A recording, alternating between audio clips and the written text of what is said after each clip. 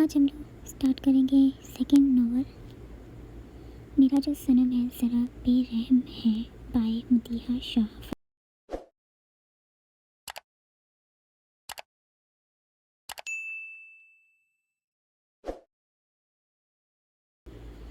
Istanbul.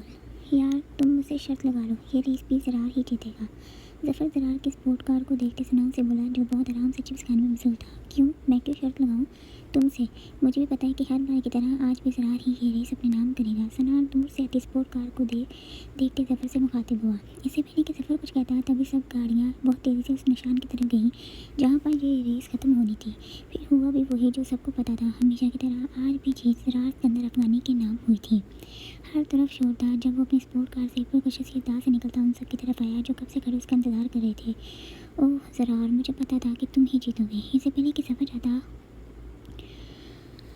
हुरा ज़रार के गले लगती खुशी के आलम में बोली, अच्छा ठीक है यार। ज़रार उसको अपने से लाख करते ज़फ़र की तरफ गया जो उसकी ही तरफ आ रहा था। जीत मुबारक हो तुम्हें, ज़फ़र मिलते प्यार से गोया। तो ज़रार सुनते ही मुस्कुराया, शुक्रिया तुम्हारे मेरे भाई। ज़रार ने भी उसी के अंदाज में कहा, वैसे यार तुमने अंकल से वादा किया था कि अब तुम कभी किसी रेस में हिस्सा नहीं लोगे। सनार मिलते साथ भी सवाल करने लगा। तो ज़रार मुस्कुराते अपनी ब्राउन आंखों पर ग्लासेस लगाते अपने स्पोर्ट कार की तरफ वापस गया। तो वो सब भी साथ ही चलने लगे। देखो यारो, जैसे कि तुम सब मुझे बहुत अच्छे से जानते हो कि ज़रार सिकंदर वही करता है जो उसका दिल करता है। तो बस मैंने पापा से ऐसा कोई वादा नहीं लिया था। मैंने ये कहा था कि फिर कभी मैं बाइक रेस में हिस्सा नहीं लूँगा। ज़रार ने कहते साथ ही शाने झुकाए। तो सब उसकी बात सुन साथ ही मुस्कुराए। अच्छा ये छोड़ो, मुझे ये बताओ कि आगे का क्या प्लान है तुम्हारा? ज़फ़र भी अपनी ग्लासेस लगाते पूछने लगा। कुछ खास नहीं, चलो क्लब चलते हैं, क्या ख्याल है तुम सबका? ज़रार ने कहते सबसे पूछा। हाँ ठीक है, फिर मैंने कल लंदन भी जाना है। आज तुम्हारी जीत में पार्टी करते हैं। ज़फ़र कहते साथ ही उसके स्पोर्ट कार में बैठा। तो बाकी सब अपनी गाड़ियों की तरफ गए। उफ, ये लड़का पता नहीं कब अपनी जिम्मेदारी को समझेगा। उस्मान रूम में इधर उधर टहलते बड़बड़ाई जबकि वो कब से उसको कॉल कर रहे थे। भाई आप इतने परेशान क्यों हो रहे हैं? आ जाएगा वो, कोई बच्चा नहीं है। और वैसे भी वो अपनी सब मीटिंग अटेंड करके गया है। पता है मुझे वो बच्चा नहीं है, बट उसका मतलब ये नहीं हमदान कि वो रात के इस पहर भी बाहर रही। उस्मान एक बार फिर कॉल करते अपने बेटे से अपने भाई से मुखातिब हुए। अरे उस्मान, हमदान तुम लोग अभी तक जाग रहे हो, सोए नहीं? इससे पहले कि हमदान अपने भाई को कोई जवाब देते रूम में दाखिल होते सिकंदर यूसुफ बोले। तो वो दोनों जल्दी से कड़वे, बाबा आप इस वक्त खैरियत? उस्मान अपने बाबा को देखते फ़ोन बंद करते उनकी तरफ गई जो आराम से सोफे पर बैठ चुके थे। हाँ खैरियत है। लाइट ऑन देखी तो मैं आ गया, पर तुम लोग क्या कर रहे हो? ऑफिस का काम था, यूसुफ सिकंदर ने बताते साथ ही सवाल दागा। नहीं बाबा, हम तो आपके शहजादे का इंतज़ार कर रहे हैं जो शाम से बाहर किया हुआ है। उस्मान ने बताते ही एक बार फिर फ़ोन किया। ओह अच्छा, तो तुम लोग उसकी फ़िक्र ना करो, जाकर आराम कर लो। वो आ रहे रास्ते में है। हुई थी मेरी बात उससे अभी जहाँ आने से पहले। सिकंदर यूसुफ ने आराम से टेक लगाते दोनों की तरफ देखा जो उनको ही देख रही थी। अच्छा आपसे बात कर ली? सच से कहा। मैं जो इतनी देर से उसको कॉल कर रहा था, एक बार भी आपके साहबजादे ने कॉल पिक करने की ज़हमत न की कि मुझे भी बता दे कि वो आ रहा है। उस्मान ने मज़बूर गुस्से से कहा। अस्सलाम वालेकुम। अभी वो सब बैठे बातें कर ही रहे थे जब ज़रार ने अंदर दाखिल होते ही सबको अपनी तरफ मुतवज्जो किया। वालेकुम सलाम शहजादे, अच्छा वो तुम आ गए, चलो मेरे रूम में, मुझे तुमसे कोई खास बात करनी है। इससे पहले कि उस्मान कुछ बोलते सिकंदर यूसुफ अब साथ ही अपने लाडले पोते ज़रार को ले गए। देखा तुमने हमदान, बाबा ने आज भी यही किया जो वो हर बार करते हैं। मुझे पता था कि बाबा जाग रहे होंगे, इनके प्यार की वजह से ही वो इतना लापरवाह है। ठीक है मानता हूँ, ऑफिस जाता है, सब काम भी अच्छे से करता है, पर वो जो बाहर अपने दोस्तों के साथ आए दिन काम करता है मुझे वो अच्छे नहीं लगते। बाबा उनको समझाने के बजाय उसकी तरफदारी करते हैं और हमेशा उसका साथ भी देते हैं। उस्मान सिकंदर अपने लैपटॉप बंद करते इस बार से बोले। अरे भाई आप इतनी फिक्र क्यों करते हैं? और वैसे भी अगर बाबा उसको कुछ नहीं कहते तो क्या हो गया? आप देख लेना, एक दिन बाबा ही उस बेलगाम घोड़े को रस्सी डालेंगे जैसे मुझे डाली थी। हमदान बोलते आखिरी की बात बहुत आस्तीन से बोला जो उस्मान सिकंदर तो ना सुन सके। चलो तुम कहते तो मान लेता हूँ। उस्मान सिकंदर अफगानी कहते वहाँ से गए तो हमदान में मुस्कुराते वहाँ से क्या? हाँ बरूखदार, अब बताओ मुझे, तुम इतनी देर कहाँ लगाई तुमने? जैसे ही वो दोनों रूम में आए यूसुफ सिकंदर अफगानी ने अपने पोते को मुखातिब किया। क्या जान, आप भी अब मुझसे वही सवाल करेंगे जो आपके प्यारे बेटे कर रहे थे हर बार की तरह? ज़रार अपने दादा जान के बेड पर बैठते अपने मोबाइल को देखते पूछने लगा। हाँ करूँगा, यानी कि मुझे भी तुम्हारी फिक्र थी। और वैसे भी तुम अपने बाप को तो जवाब देते नहीं ठीक से, पर मुझे तो बता सकते हो ना? सिकंदर अफगानी अपने पोते के साथ बेड पर बैठते बोले। अच्छा ठीक है जान, तो सुनो, मैं अपने दोस्तों के साथ था, बस हमने खाना खाया और बातें की एंड देन अब आपके सामने ज़रा सिकंदर अपने शाने उठकाए बोला। ओके ठीक है, तुम जाकर अब आराम करो। यूसुफ सिकंदर अफगानी अपने पोते की बात सुनते सर हिलाते इजाज़त देने लगे तो ज़रा सिकंदर अफगानी जल्दी से उठा जाने के लिए। ओके दादू, फिर सुबह मुलाकात होती है। ज़रा अपने दादू को प्यार करता रूम से गया। मुझे कुछ तो करना होगा इसका, ये अब मुझसे भी झूठ बोलने लगा है। कल ही मैं बात करता हूँ तारक से।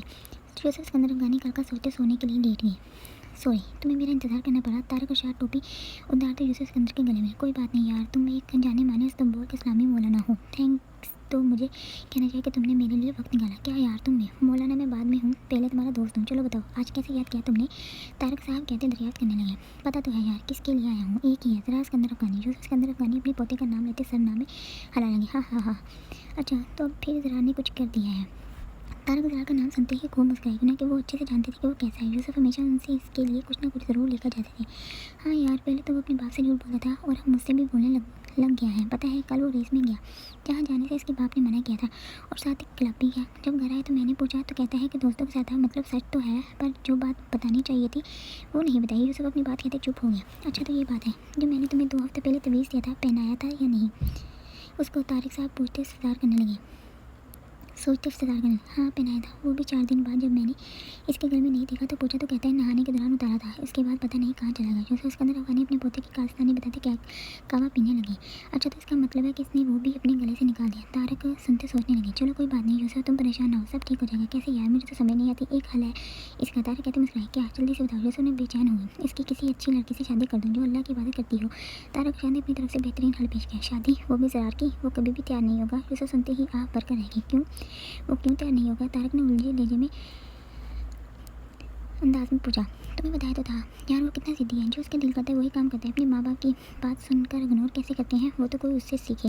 यूसुफ ने साफ वजह बताई। अच्छा वो सबसे ज़्यादा प्यार किसे करता है और घर में से ज़्यादा बात किसकी मानता है? तारक टेबल पर पड़ी किताब को उठाते बोले। हाँ क्या यार, ये भी पूछने वाली बात है। बताया तो था, प्यार वो मुझसे करता है और बस मैं ही हूँ जिसकी बात को वो इनकार नहीं कर सकता। यूसुफ जैसे मुस्कुराते वो बयान करेंगे जो तारक साहब सुनना चाहते थे। हाँ तो ये काम तो अब और भी आसान हो गया है।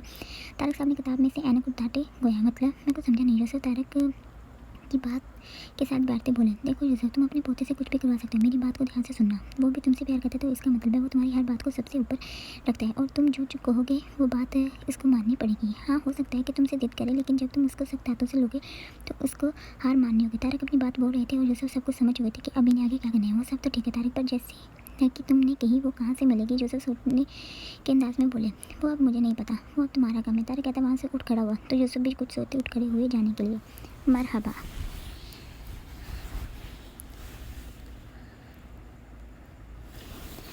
मोम डैश शमीर डाइनिंग टेबल पर आते ही बोला, जबकि बाकी सब बैठे एक दूसरे का मुंह देख रहे थे। जैसे ही शमीर को ये एहसास हुआ कि सब ही उसको देख रहे हैं तो समझ गया कि वो क्या पूछना चाहते हैं। ओह सॉरी डैड, वो अपने रूम में नहीं है, शायद वो जॉगिंग के लिए गए हैं। शमीर अपने बालों में हाथ फेरते इधर उधर देखने का, क्योंकि वो जानता था सब उसके चेहरे को देख समझ गए कि वो कुछ पा रहा है। देखा डैड, आपने ज़रा ब्रो जॉगिंग के लिए गए हैं और ये अभी उठकर नाश्ता करने के लिए आया है। फिरोज़े ने सबको खामोश देख शमीर पर गोलाबारी शुरू की। फिरोज़े चुप। ज़्यादा बेगम ने टोका। बेगम बाबा आई नहीं अभी तक? उस्मान अफगानी सलार की बात को इग्नोर करते नाश्ता करने लगे। नहीं अभी तो नहीं आई, पर आने वाले ही होंगे। ज़्यादा बेगम टोस्ट शमीर को पास करती बोली। ओके बाय, मैं ऑफिस के लिए निकलता हूँ। हमदान कहते उठ खड़ा हुआ जाने के लिए, क्योंकि इसका फ़ोन बज चुका था। डैडी बिना ब्रो के बारे में मुझसे जो पूछते हैं हर बार, इन्हें तो अपने प्यारे भाई से पूछना चाहिए जो ब्रो के बारे में सब कुछ अच्छे से जानते हैं। शमीर हमदान को जाते देख दिल में बड़बड़ाया।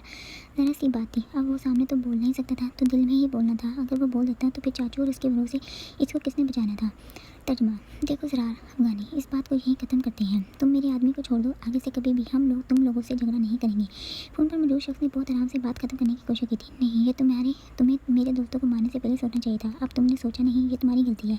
लेकिन अब इसकी सज़ा तुम्हारे इस आदमी को मिलेगी, क्योंकि ये तुम्हारे साथ था तो मतलब ये भी शामिल था मेरे दोस्त को मारने में। तो बस, और ज़रार अफगानी सबको सज़ा एक जैसे देता है। कहते ही इस शख्स को दीवार में दे मारा, जिससे इसके सर से खून निकलना शुरू हो गया।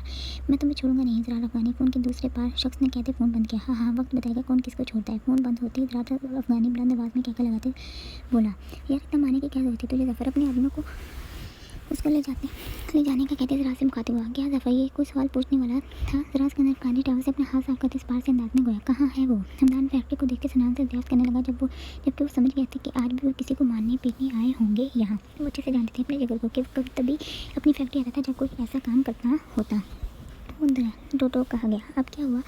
तुम लोगों का इन लड़कों के साथ मसला? हमदान फैक्ट्री की तरफ जाते सनान से पूछने लगे। कुछ खास नहीं, उन्होंने हमारे पहले दोस्त को कल क्लब में बहुत बेदर्दी से मारा, तो बस आज तुम लोग आ गए उनको सबक सिखाने के लिए। कितनी बार कहा कि ऐसे काम ना क्या करो, पर नहीं, हमदान हमेशा की तरह आज भी बोलते जा रहा था। पहले हमने शुरू नहीं किया, हमेशा वो लोग ही पहले शुरू करते हैं। ऐसा कह सनान हमदान के साथ चलते अपनी दलील देने लगा। बस करो, मुझे पता है तुम लोगों का पता नहीं, ऐसे लोग हमेशा तुम लोगों को ही क्यों मिलते हैं। हमदान कहता फैक्ट्री के अंदर गया तो सनान भी मुंह बनाता पीछे गया। अब वो और कर भी कह सकता था। अस्तगफार, ये क्या? जैसे हमदान ने फैक्ट्री से कुछ आदमियों को उस आदमी को ले जाते देखा तो इतना खून देख खुद ही बुलंद आवाज में निकला, ला हौला वला कुव्वता, अल्लाह माफ़ कर दे। ये क्या हालत कर दी बेचारे की। हमदान अपने कानों को हाथ लगाते फैक्ट्री के अंदर गया, जहाँ वो सब बहुत आराम से बैठे अपनी बातें करने लगे थे। सरार, तुम किसी को इतनी बुरी तरह मारोगे? मैंने कभी नहीं सोचा था। हमदान अंदर दाखिल होते ही सबको कहर बस्ती निगाहों से देखते जरा से मुखातिब हुआ, जो बहुत आराम से अपने फ़ोन पर मैसेज देखने में मसरूफ था, जैसे ये इस वक्त का कोई खास काम हो। चाचू, मैंने कहा अभी इसको मारा था मैंने तो। अच्छा, अगर मारा नहीं था तो ये इतना खून किसका है? ज़रा तुमने किसी पर हाथ तो उठाया? मुझे यकीन ही नहीं आ रहा। हमदान ज़मीन पर खून को देख पारते बोले, चाचू मैंने किसी पर हाथ नहीं उठाया, मैंने बस गुस्से में उसका सर दीवार में दे मारा। ज़रा ने ऐसे बहन किया जैसे ये कोई बड़ी बात ना हो। व्हाट, तुमने सर? हमदान सुनते ही शॉक्ड हुआ था। चाचू आप मुझे ये बताएं, आप यहाँ कैसे? ज़रा हमदान को परेशान होता देख बात को बदलने की कोशिश करने लगा। ज़रा अगर भाई को पता चला तो तुम्हें पता है क्या होगा? वो तुम्हें तो अपनी नज़र से दूर करेंगे ही, मुझे भी तुम्हारे साथ सदा दे देंगे। हमदान टेबल से पानी का गिलास उठाकर सोफे की तरफ गया। क्या चाचू आप बिना आज तक पता चला है, जो आगे पता चलेगा। ज़रा हमदान के साथ बैठते मुस्कुराए। ज़रा मैं बता रहा हूँ, ये काम छोड़ दो, कहीं ऐसा ना हो जब तुम्हारा दिल करे छोड़ने को तब ये लोग तुम्हारे दुश्मन बन जाए। हमदान गिलास वापस रखते हमेशा की तरह समझाने लगी, कम ऑन चाचू, ऐसा कभी नहीं होगा। अब मैं पीछे नहीं हो सकता, और वैसे भी मुझे किसी से डर नहीं लगता। और आप मुझे बस ये बताओ कि ऑफिस का कोई काम जो मैंने करना हो। ज़रा अपने कोट को पहनते आईने में तो खुद को देखने लगा। कैसे छोड़ दूँ तुम्हें? कुछ समझ नहीं आ रही ज़रा, मुझे तो यही समझ नहीं आ रही कि तुम्हें क्या मिलता है ऐसे हमारा गुंडों से उलझ कर। हमदान फ़ोन पर अपने भाई की कॉल आता देख बोला, चाचू ये सब आपको पता है कैसे शुरू हुआ है? और रही बात उलझने की, तो मैं उलझ नहीं रहा किसी से भी। हाँ बस कि अब काम करना मेरा शौक बन गया है। ज़रा कहता बाहर निकला तो हमदान भी बढ़ते पीछे गया, क्यों ना कि वो अच्छे से जानता था कोई फ़ायदा नहीं बात करने का। एपिसोड 2 मेरा जो सनम है ज़रा बेरहम है बाय मदीहा शाह। बाबा आप कहीं जा रहे हैं क्या? आवेश रूम में दाखिल होते दरियाफ्त करने लगी। हाँ बेटा, मेरा एक जिगरी दोस्त आया हुआ है, बस उसे मिलने जा रहा हूँ। सिकंदर अफगान ने अपने कोट के बटन बंद करते मसरूफ़ से अंदाज में बोले, मतलब वो यहाँ के रहने वाले नहीं? आवेश ने सोचते पूछा, क्योंकि वो बाबा के रहने वाले सब दोस्तों से वाकिफ थे। नहीं बेटा, पहले वो यहाँ ही रहता था अपनी पूरी फैमिली के साथ, पर 15 साल पहले उसके बेटे और बहू का इंतकाल हो गया कार हादसे में, जिस वजह से वो बहुत टूट गया था। आखिर बेटा उसके जवान बेटे का इंतकाल हुआ था। फिर उसने इस जगह से नफरत सी होने लगी, तो बस वो यहाँ से पाकिस्तान चला गया, अपना बिजनेस भी वहीं मूव ऑन कर लिया। लेकिन वो हर साल यहाँ आता था, क्योंकि बेटे बहू की कब्र यहाँ थी, तो अब भी वो यहाँ आया हुआ है। मुझे ही अब पता चला है उसको यहाँ आए हुए वैसे 3 महीने हो गए हैं। यूसुफ सिकंदर अपने फ़ोन को कोट में डालते सची से बोले, ओह अच्छा, तो क्या वो इस्तांबुल से बाहर रहते हैं? जो आप अपना बैग भी लेकर जा रहे हैं? आबिश बैग की तरफ देखते मुस्कुराई, जी वो पहले यहीं रहता था, फिर अजमेर चला गया, तो अब वहीं आता है। अगर बहू साहिबा आपके सवाल पूरे हो गए हों तो क्या मैं जा सकता हूँ? मेरी फ़्लाइट का टाइम हो गया है। यूसुफ सिकंदर वॉच पर टाइम देखते कहते चलने लगे, तो आबिश मुस्कुराती साथ चले। खुशामदीद। जैसे सिकंदर बगानी पहुंचे, उनको ड्राइवर लेने के लिए पहले से वहाँ मौजूद था। वो एयरपोर्ट से निकलते बुखारी हाउस के लिए रवाना हुए। गाड़ी जैसे ही बुखारी हाउस पहुंची, रज़ा मिलते बोले, कैसे हो तुम बरखुरदार, और तुम्हारे वाले साहब कहाँ हैं? इस बार जल्दी आ गए थे तो मुझे कॉल इतनी देर से क्यों की? यूसुफ सिकंदर चलते रज़ा से सख्ती में इस्तफसार करने लगे, अंकल सॉरी, यहाँ पर मसरूफ़ियत बहुत ज़्यादा हो गई थी। रज़ा ने हल्के फुल्के से अंदाज में बात को ख़त्म करना चाहा। अच्छा चलो कोई बात नहीं, इस बार तुम भी साथ आए हो, मतलब कोई खास काम था यहाँ पर? यूसुफ सिकंदर घर के हॉल में बैठते संजीदगी से बोले, यस अंकल, कुछ ऐसा ही समझ रहे। रज़ा बात को गोल करता मुस्कुराया, ओके ये बताएं क्या खाएंगे आप? चले ऐसा करता हूँ कि पहले आपके लिए चाय का कहता हूँ, आखिर इतनी सर्दी में आप सफ़र करके यहाँ आए हैं। रज़ा जाने के लिए खड़ा हुआ, नहीं बेटा अभी कुछ नहीं चाहिए, पहले तुम्हारे बाप से मिलूँ फिर साथ में ही कुछ खाएंगे। वो कहा है? अभी तक नहीं आया? तुमने बताया नहीं कि मैं आ गया हूँ। सिकंदर यूसुफ इधर उधर देखते हैरान। सिकंदर अंकल मैं पहले चाहता था आप फ्रेश हो जाते, लेकिन बाबा से मिलने के लिए कहते। रज़ा पास बैठे बोलतासी से बोला, 1 मिनट, कहाँ मिलना जाना है? वो यहाँ नहीं। इससे पहले रज़ा आगे कुछ कहता स्पार्क से पूछा गया, अंकल नहीं बाबा यहाँ नहीं, बल्कि हॉस्पिटल में, उनको कैंसर जिसका कोई इलाज नहीं है। रज़ा बहुत आसान से बोला, क्या नहीं? ऐसा कैसे हो सकता है? हाँ वो तो अच्छा भला था। सिकंदर अफगानी समझ ही नहीं पा रहे थे कि क्या कहें। रज़ा मुझे अभी जाना है, इसके पास कहाँ है वो? ये सब कब हुआ और तुम मुझे अभी बता रहे हो? सिकंदर अफगानी गुस्से से टोक हुए, सॉरी अंकल, बाबा ने बताने से मना किया था, वो नहीं चाहते थे कि आपको कोई भी तकलीफ हो। रज़ा मायूसी से इनकार भरकर रह गया। रज़ा मुझे कोई बात नहीं सुनी, चलो मुझे लेकर चलो। सिकंदर अफगानी कहते बाई की तरफ गए तो रज़ा भी पीछे ही लगे। जनाब वो अभी नमाज से फारिग होती जब उसको अपने दादा की आवाज़ सुनी, तो जल्दी से चार मास रखकर उनके पास गई। जी दादा जान, वो आस्ता से कहती पास ही बैठी, तुमने कुछ खाया? मेरी बेटी हिकमत बुखारी उसके हाथ को थामते बहुत प्यार से दरियाफ्त करने लगी। जी दादा जान, मैंने नाश्ता कर लिया था, आप मेरी फिक्र ना करें। जनाब अपने दादा को देखते बहुत मुश्किल से मुस्कुराए, क्योंकि उनसे अपने दादी की ऐसी हालत देखी नहीं जा रही थी। क्या आप फिर हुई हैं?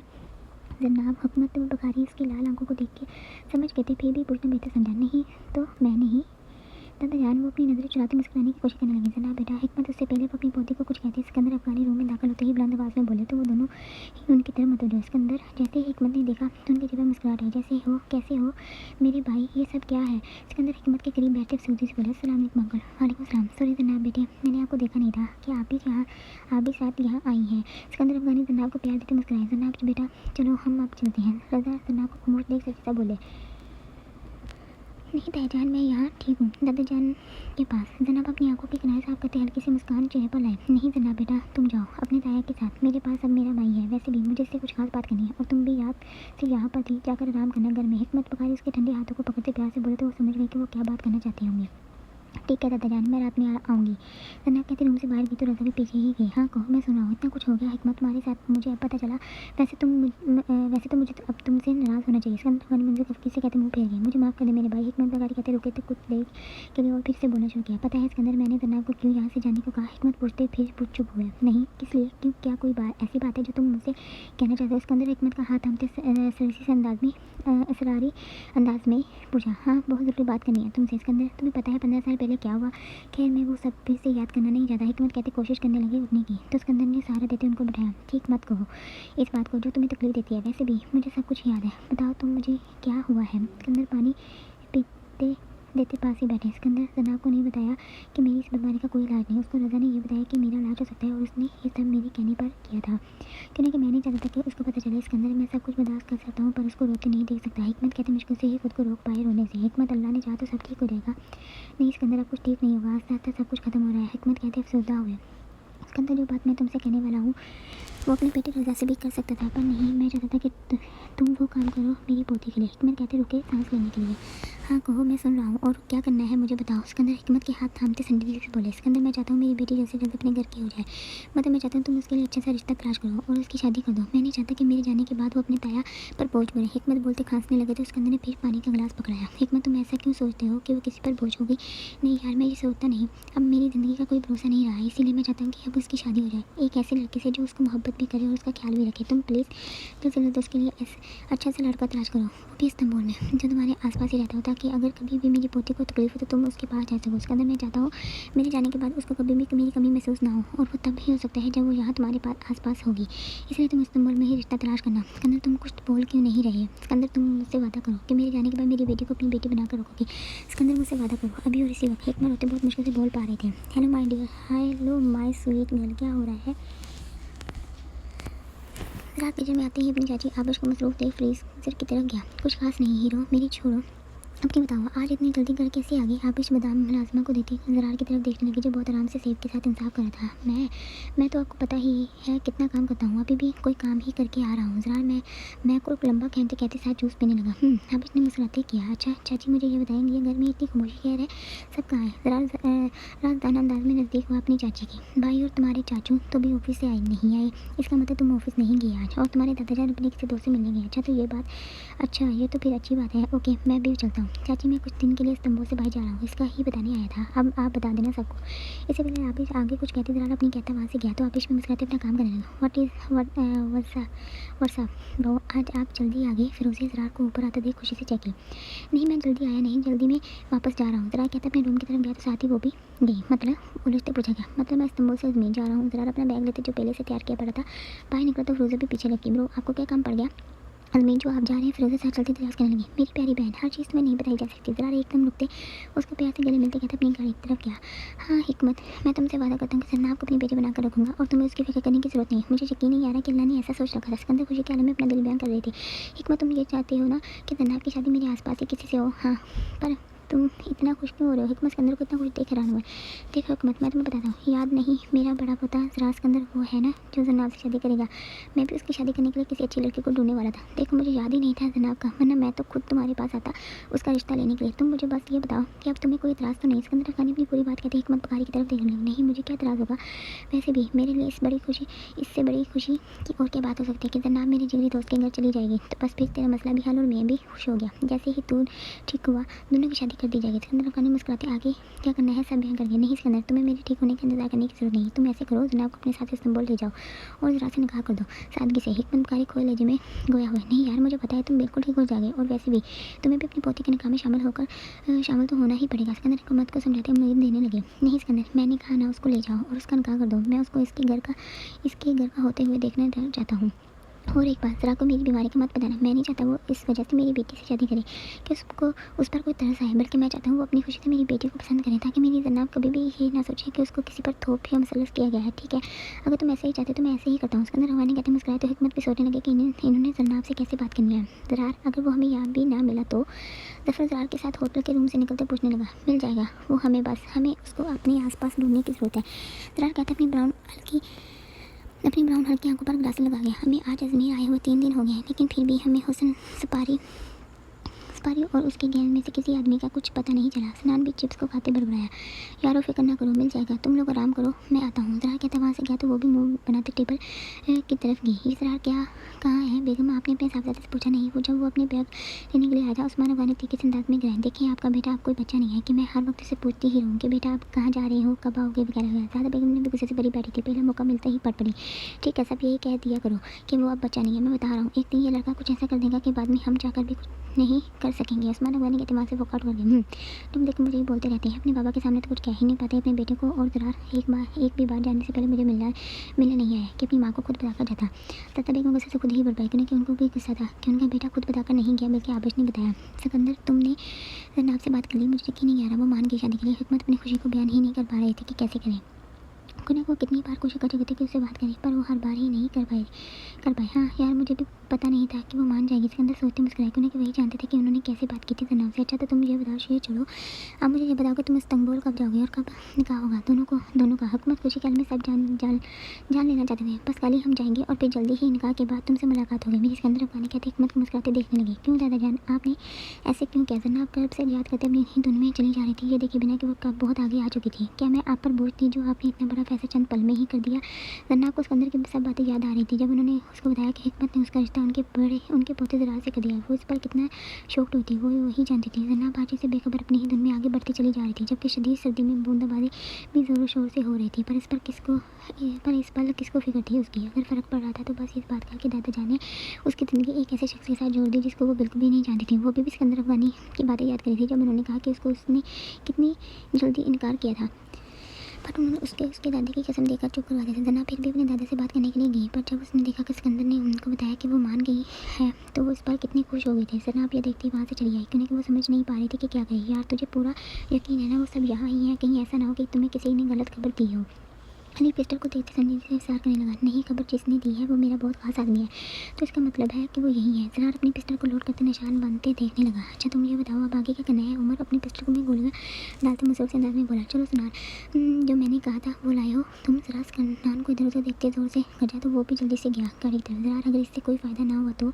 जफर सनान को गाना बजाने वाले स्पीकर लाते देख पूछने लगा। नहीं, मुझे पूरा यकीन है कि वो इससे बाहर ज़रूर आएंगे। लो रख दिया। सनान स्पीकर को एक जगह पर रखते मुस्कुराया। ज़रा ऐसा ना हो कि इनकी जगह यहाँ पुलिस वाले ही आ जाएं। जफर सोते बड़बड़ाया। चलो सनान, तुम कोई गाना ऊंची आवाज़ में प्ले कर दो। अली सनान को फ़ोन पर कुछ करता देख बोला। वो तो ठीक है, पर मैं सोच रहा था कि ऐसे मौसम में कौन सा गाना बेहतर रहेगा। मेरे ख्याल से बारिश वाला ही कोई लगाना चाहिए। क्या ख्याल है तुम सब का यारो? सनान कहता खुद ही मुस्कुराया तो सबने कहा जाने वाली नज़र से घूरा। और हाँ, रही बात पुलिस की, तो मैंने उनको फ़ोन कर दिया है कि यहाँ बहुत बड़ा 2 ग्रोहों में मुकाबला होने वाला है। इससे पहले कुछ बुरा हो आप टाइम पर आ जाना। ज़रार बहुत आराम से कहता सनान पर बम कर दिया। क्या तुमने खुद ही पुलिस को दावत दे दी यहाँ पर? उफ ज़रार, तुम ऐसे क्यों हो? सनान समझ नहीं पा रहा था कि कैसे इस बात को हजम करे। वो बाद में बताता हूँ, इससे पहले पुलिस आ जाए जल्दी से किसी और ज़बान में गाना प्ले करो। याद रहे तुर्की के अलावा किसी भी जैसे ही। ज़रार ने कहा। सनान अपने डर को बुलाए जल्दी से गाना चलाने लगा कि कहीं पुलिस आ ही ना जाए। ज़रार किसी और ज़बान में समझा नहीं ऐसा क्यों? उमर उलझते पूछने लगा, जबकि सनान यूट्यूब पर गाना ढूंढने लगा। इसीलिए अगर तुर्की में लगाए तो वो समझेंगे कोई ऐसे ही सुन रहा है, और अगर किसी और ज़बान में लगाए तो वो समझ जाएंगे कि ये इन्हीं के लिए है। तो बस और याद रहे, वो लोग अगर भागे तो खाली हाथ ही भाग पाए, कोई भी सामान उनके पास ना हो। वो सामान बहुत ज़रूरी है। ज़रा असल संजीव से सबको बोलते सामने देखने लगा। तभी ऊंची बात में सॉन्ग शुरू हुआ तो वो लोग भी अपनी जगह पर छुप गए ताकि उन पर अच्छे से हमला कर सके। ये कौन सा बकवास गाना लगा दिया तुमने? जैसे ही अपने सॉन्ग सुना अस्तीन से बातें दरियाफ्त किया। अच्छा मुझे पता नहीं था कि तुम्हारी शादी है, वरना मैं कुछ अच्छा लगा देता। सनान भी देखते खूब चहका।